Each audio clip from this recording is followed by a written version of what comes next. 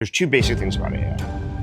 It looks like AI, at least from a growth perspective for a startup, has repealed the forces of gravity. Like you just see startups going from like zero revenue to double-digit millions in a year. That's unprecedented in American history. The Library of Alexandria was an attempt to capture all human knowledge. Fire and war destroyed it. Today, we try again. Welcome to the Library of Minds, where you'll learn the frameworks and mental models of the world's greatest thinkers. And when our conversation ends, yours begins. Each guest has created a digital mind on Delphi that you can talk to anytime, anywhere. I'm Dara Lejavardian. Let's dive in. Everybody, I'm super excited because I'm welcoming our guest, one of the most distinctive voices in Silicon Valley, operator and investor Keith Rabois, helped build iconic companies from the ground, PayPal, LinkedIn, Square, Opendoor, and more. And as an investor, has backed generational companies like Affirm, DoorDash, Ramp, Fair, Delphi, and more. Keith was Delphi's earliest believer and our leader at OpenStore, the startup Dara and I met at, and also the most effective consigliere that I know. Consistently only takes that are contrarian but right, except maybe the stretching one. That's one that I'm still... Which one? The stretching one. Oh, that's actually proven now. We'll send you a link. Like, I actually finally found research. Okay. Like, that one was always like a Keithism, and then like I finally found research this year. Yeah. Stretching is not good. Stretching is terrible. Don't stretch. It actually came up. I actually was like, I'm trying to recruit this guy to help build a robotics startup. So like my 1 o'clock meeting, I went for a hike with this guy, and he's pretty athletic, and he was like grilling me about the stretching stuff. So it's very top of mind actually. Because in the generalist piece, Yeah. he was like, what contrarian ideas? And you're like, all my ideas They're are all taken, consensus they're all now. proven, it's boring, but stretching is still a little controversial. So you don't even buy it. Okay, but I'll see. When was the last time you were injured? 2 years, 2.5 years ago? Yeah. Yeah, when was the last time I was injured? Basically never, because I don't stretch. 2018 is the last time I was injured. The soccer injury? Someone broke my ankle playing basketball. And I don't think stretching would have helped with that one. Okay. All right. I also wanted to share to everybody that you were one of my personally earliest believers because we met on a Zoom call while I was still working at Apple. That's true. And I've known Keith for almost 4 years. So it's fantastic to have you. You even recruited me as chief of staff. I did. I recruited as chief of staff, correct. That seems like it worked out okay. There's so much about you on the public domain, and we have your Delphi as well that the team has learned from. So we're just going to dive directly into questions that we have.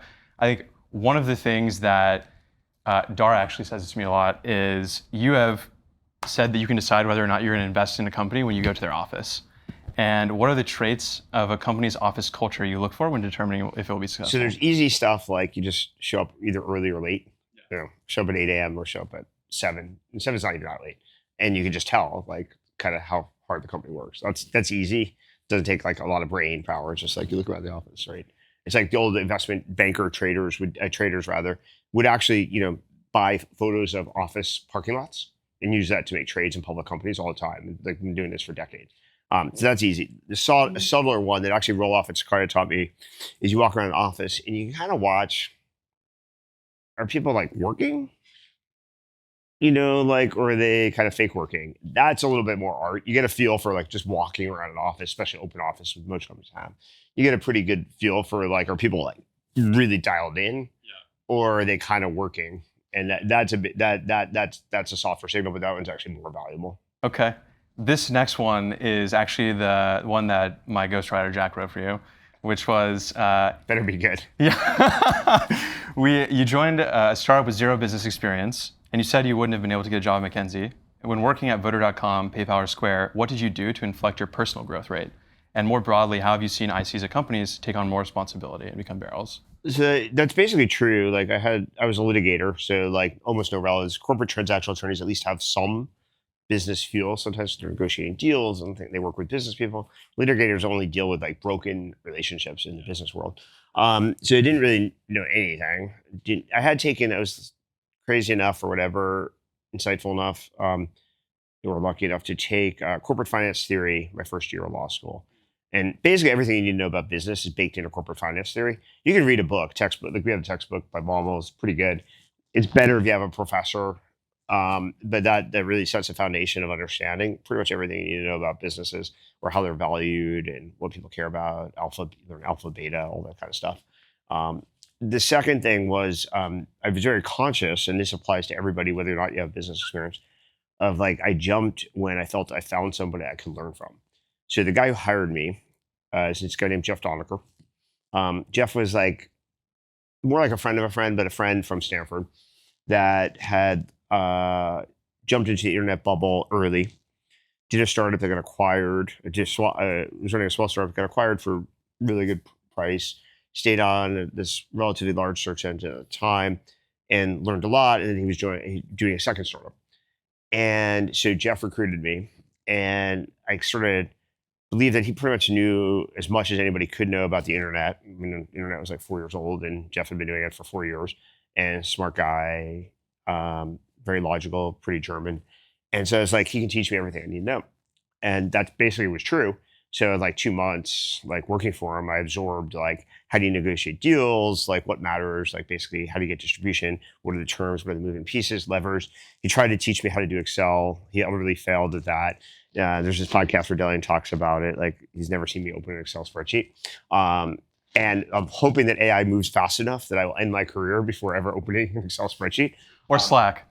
Slack I definitely don't use, but that's like an intentional decision. That's like, not like I don't want to learn it. It's just like, it's bad for you. It's bad for companies. We can talk about why, but I never created a PowerPoint at the time. Now I only use Keynote, but I never created any DAX. And Jeff taught me all this stuff in like a couple months. I did so well that and Jeff's still a good friend. He became the COO of Yelp. Kind of retired, runs a seed fund, but I did so well that they promoted me over Jeff.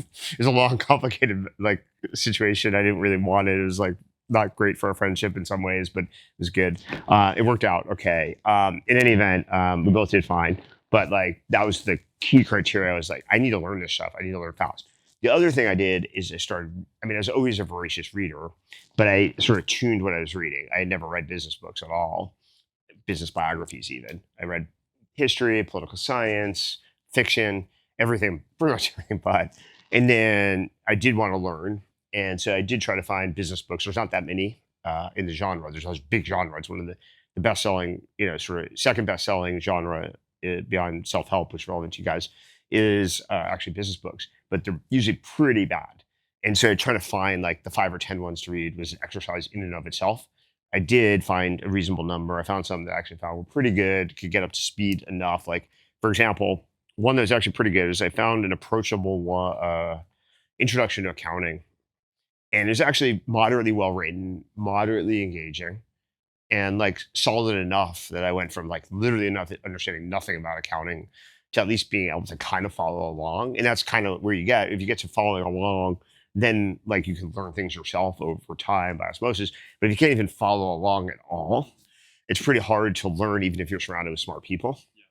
So I just kept reading and definitely kept searching for good, interesting business books. It became a little too transparent actually when I first started doing this. I think maybe Peter at PayPal, hopefully not other people, were smart enough to pick up that I was learning some shit from business books and like make fun of me. I got a little smoother on that later, but. Well, I love the framework of picking a place because there's someone you can learn from, because that was one of the reasons why I joined Upstore. So I met you and I was like, oh, this is someone I can learn from. Yep. And an interesting trend that's going on now is that there's, all of venture capital is so flush with cash that so many people are opting to start companies and join YC versus do something where they would learn from somebody. And we actually lose more hires to people who are starting companies or going to YC. Yep, that and makes so sense. What do you think about this trend and the opportunity cost of making that decision? Well, I think first of all, like choosing to join an early stage company and betting on the future of the company is really challenging. Like if you're a really great VC, maybe kind of Hall of Fame, you get about 30% of those calls right. So if you're an employee, think about which company to join. The chance that you're going to be more successful in that decision than the best VCs ever, and beat the odds is pretty ridiculous. But you can evaluate whether you can learn from people in the company or a person in the company pretty accurately. Yeah. And so if you make that bet, the economic upside of a startup early stage is all upside, because if you learn things and you get good and proficient at things, they come out. This is what happened. So my first startup failed. It's actually a good idea. And actually, another mutual friend of ours, Evan, has basically recreated what I was trying to do in 2020 that failed. It's not exactly the same, but it's 80%. And he's doing it really well. So it took 25 years, but eventually, like this old idea I worked on in 2000. State Affairs. State Affairs, yeah. State Affairs is literally right down the middle of this company called voter.com, which was my first startup that failed. Anyway, but when I jumped out of voter.com, I joined PayPal. And PayPal was a mess at the time. Elon had just been fired. Peter Thiel had taken over as interim CEO, like, explicitly, September 25th. I joined 6 weeks later. And the only reason I was able to do well there was because I had actually learned all this stuff in my failing startup. So when I joined day one, I was ready to go. Like I knew as much as pretty much anybody in the company. Like the internet was only 5 years old and I'd been working on it for one. And I had a good immersive learning experience. So I was able to keep up. Yeah. Okay. And so, I mean, talking about your time at PayPal, it sort of dovetails well into the next question, which is there's stories of people at PayPal sleeping in the office, pulling all-nighters to get shit done. But I know that you care a lot about sleep now, and we also give everyone on the team 8 sleeps. Oh, good. Great. In retrospect, that's why you're doing well. Yeah, obviously. exactly. We inflected once we gave everyone. I want to see that graph.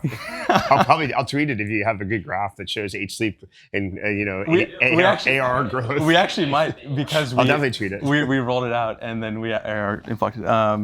In retrospect, was that needed for PayPal survival, or would you? Yeah, definitely. Like Max, it's just top down. Max Levchin would be in the office with the engineering and fraud teams constantly, solving very real problems. He's talked about a few of them. At publicly. the Coastal Summit, he was talking about the cryptography. Talked about that's just one, but like he even did one at a firm. There was one issue at a firm a few years ago that the first couple nights of trying to figure it out, he actually stayed in the office with the team. So leadership by example works, but we had constant fires and threats and problems. I generally got pretty good sleep at PayPal. That doesn't mean I work 7 days a week, but I was typically asleep by like call it 11 p.m. max. And then I would wake up, early, check my BlackBerry literally at the time. And, it was there was definitely days like I'd wake up at like 6 or 7 and I'd be like, oh shit. There was like really important things. But typically my kind of stuff, there wasn't that much I could do between 11 p.m. and 7 a.m. Yeah. Like it was mostly dealing with a lot of external parties. They were typically asleep. Yeah. So, but I was definitely on call 7 days a week. I would be working Saturdays and Sundays. I missed every wedding I got invited to, but my sister's, like for like 3 years. Because it was just impossible to take that time off. I mean, I think I remember you told me that you went 13 years without a day of vacation. Yeah, pretty much. If you like what you do, you don't need a vacation, by the way. Yeah. Like vacation, think about it, vacation has different connotations, but like one of them is escapism. Yeah.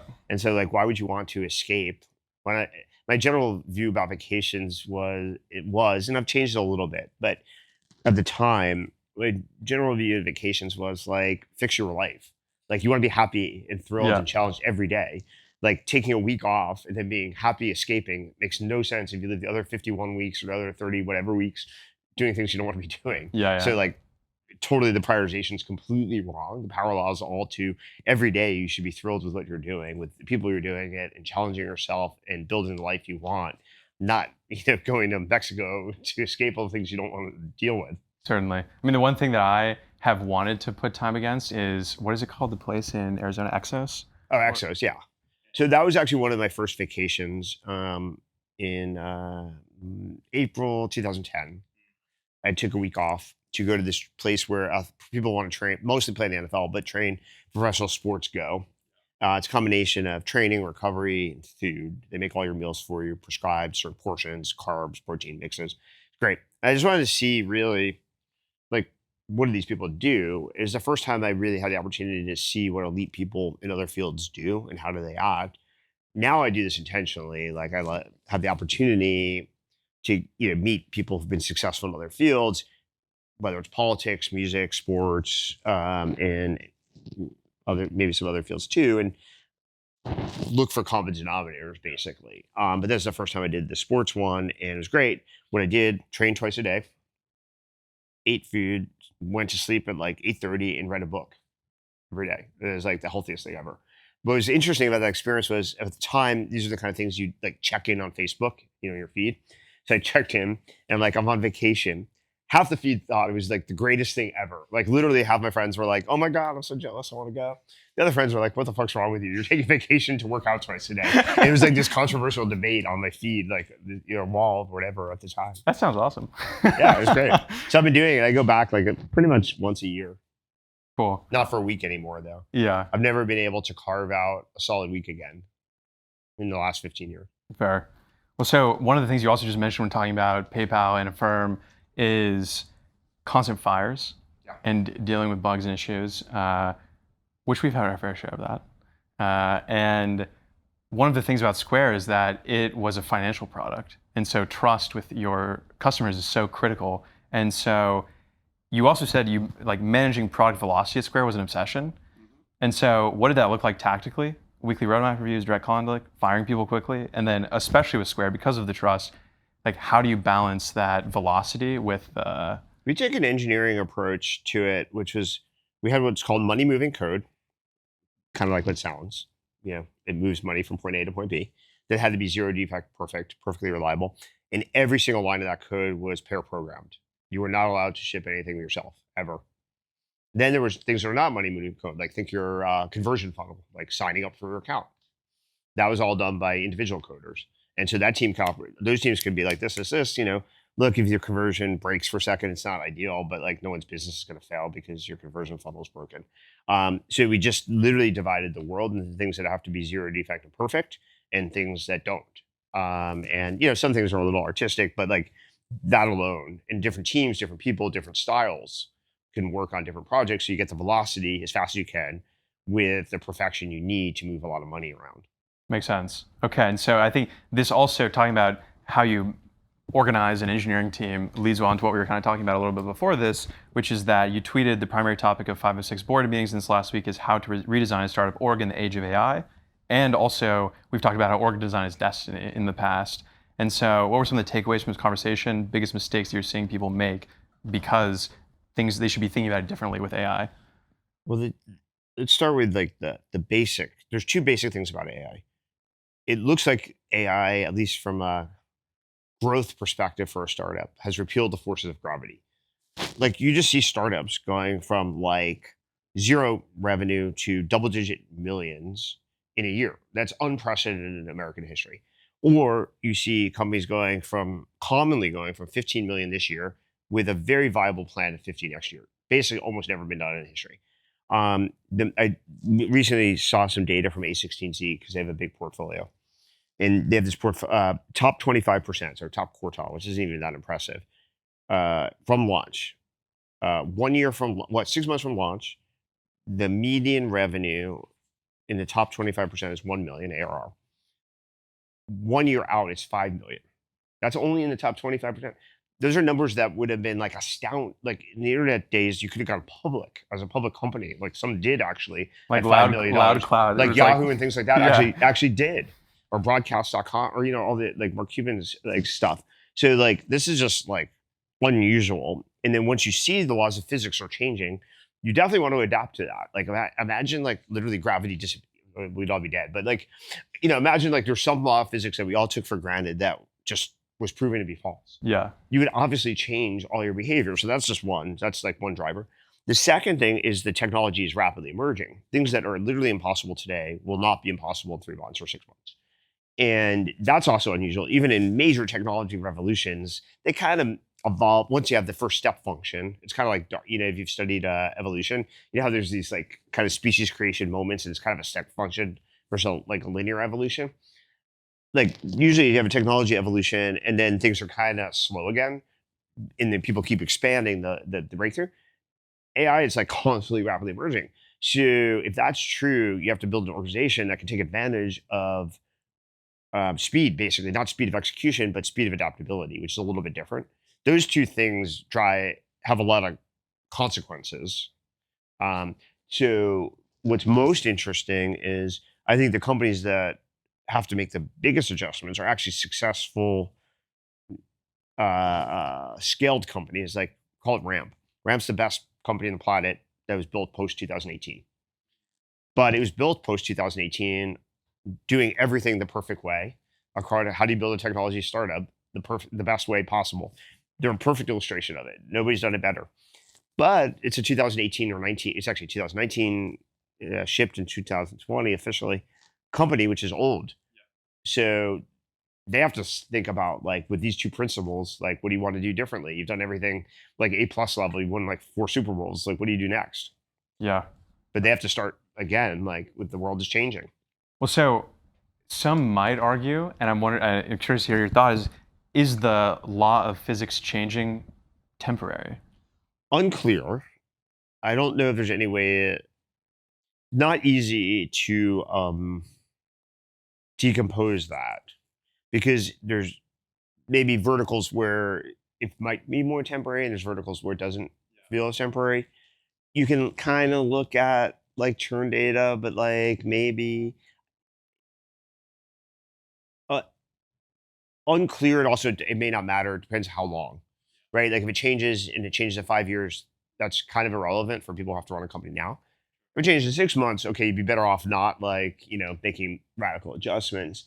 But I don't know what the early, like, warning signal would be. Yeah. I mean, I guess it would be if companies stop doing that. But as far as I can tell, there's more companies now that are on like true escape velocity trajectories than there was 3 months ago. And there feels like it's definitely more than the 6 and 9 months ago. I remember this conversation so distinctively because it was like right before we did our seed, and you're like, it's unclear whether AI is going to be sustaining or disruptive yet. Yep. And I'm wondering what your updated thoughts are about that. Well, it's still open at the macro level. Like, let's take Google, right? The classic illustration. Is AI going to displace Google or sustain them? Personally, I think more likely disruptive right now. But if you look at their earnings and the data they marshaled yesterday, it doesn't show up quite yet. But on the other hand, ChatGPT is the fastest growing consumer product ever. It's likely to hit 1 billion users, and almost sure they will pass at least Google search. Not the constellation of all Google products, but pass Google cross search in relatively short order, like definitely by next year. And so somehow or another, that has to be disruptive to Google. Like, it doesn't really, maybe it's incremental somehow, but like, I have a hard time believing that ChatGPT being a place where people start things doesn't disrupt Google to some extent. But that wasn't obvious 2.5 years ago when we were chatting. Yeah, totally. I mean, ChatGPT hadn't even come out yet. It hadn't hadn't launched, and even if it did, it wasn't any good. Yeah. No, definitely. This was like 2 or 3 months before ChatGPT. Yeah, so it would have been like August or maybe July or June before ChatGPT. Well, so talking about iconic consumer companies and how you like product building principles to choose what to build, I would say one of our personal favorite frameworks or anecdotes that you told us is shoot the movie. Christopher Nolan doesn't talk to people about what they think of the screenplay. And we also hate A/B testing. Yet often having data to drive decision making is also important. So how have you seen effective companies balance being data driven and tuition led? It is tricky to do both. The good news is, like, payments companies like Square, you have to do both, because as I've talked about other places, you can't be reckless about where the money's going. And so there's great movies like Superman 6 that show you what happens if you miss small fractions of money at scale. So, like, you have to run any company. Square was top down, design driven on steroids, but we had to be obsessive on lots of metrics, because like literally every cent or every fraction of a cent has to be perfect all the time, infallibly. So there's a way to stitch them together. However, the movie metaphor, I think, works also somewhat instructively, which is you produce a movie, Christopher Nolan. He's an artist in some ways. There's a top-down vision, but he also has to sell tickets. And he does measure himself by first weekend release sales. And that's how the industry mostly measures him. So ultimately, if you build a product, you have to have a vision, but you've got to sell the tickets. And if you don't sell the tickets, you can recut the trailer, and sometimes that's the easiest fix, right? Like, what's the messaging, what's the marketing, what's the channel? And they do that in movies. It's hard to recut the movie. It's not like never done, but it's really expensive, really painful. You have the benefit of or disadvantage, but like you can actually recut the product too. So you can start with a top-down vision. If you can't sell tickets, try to identify as fast as possible what the root causes are, ship fixes to the root cause, and you get the iterative cycle. But ultimately, you're measured by, do you sell tickets? There's no Academy Award you get like as a consolation prize if it's artistically great, but like you don't sell any tickets. Definitely. I mean, so another thing that's been a powerful, I mean, even though, say 20 to 100 is easy, I'm sure it's going to be easier than whatever comes after. It's been a stressful year, but stress is good for you. Yeah, exactly. There we go. Great. And so one of the things that, inspired from the Sequoia Crucible Moments podcast, we asked all the people in the speaker series is like personal crucible moments. What's been something that's been the biggest point of stress in your life where you had to sort of, you had to come to terms with the fact that you had to handle this stress? Well, being a VC doesn't cause stress, truthfully. It's like, so I've had to kind of find stress elsewhere, like artificially manufacture stress, because I do believe stress is good for you. We can talk about why VC is that way, but like it really just doesn't drive true challenge and stress. So I think the areas I've done that is I did try to start a company. That caused lots of stress. I used to describe, like, fortunately I'm no longer CEO, is to say like 99% of all stress in my life comes from Open Store, and everything else, all my venture stuff, family, everything is like the 1% else. So like starting a company is a good way to get stress. I did find like athletic versions of stress. Yeah. Like I 4 want to bears be, classes a day. well, I just want like the lowest resting heart rate, best 2-minute recovery, be in better shape than any of my friends, even if they're half my age. Like just find ways to challenge myself in other ways. Teaching berries classes in some ways was way, like, I'm kind of introverted. I don't really like to do this stuff, but like the first 1 or 2 or 3, after about 10, definitely, it gets easier and there's less stress. But the first 10, there's a lot of adrenaline and stress before every class. So you can find like orthogonal things that create that spike. Maybe I should learn to do something new. Like there are things like, like there's stuff like that. The problem is you have to also think about how much time commitment to get to the point where you really can challenge yourself. And so the problem with DJing is I think it's thousands of hours to get to a point where you can actually challenge yourself. And I'm not sure I can make that commitment. Okay, awesome. I want to open it up to questions that people have. Nora. Hey, in the early days of the company, we would have monthly meetings. And one thing I very much remember telling you and your response, I was like, Keith, it was when we were raising the second half of our seed round. And I was like, Keith, all these VCs are asking about what our tactical bet is. And your response was, you should never talk to those VCs.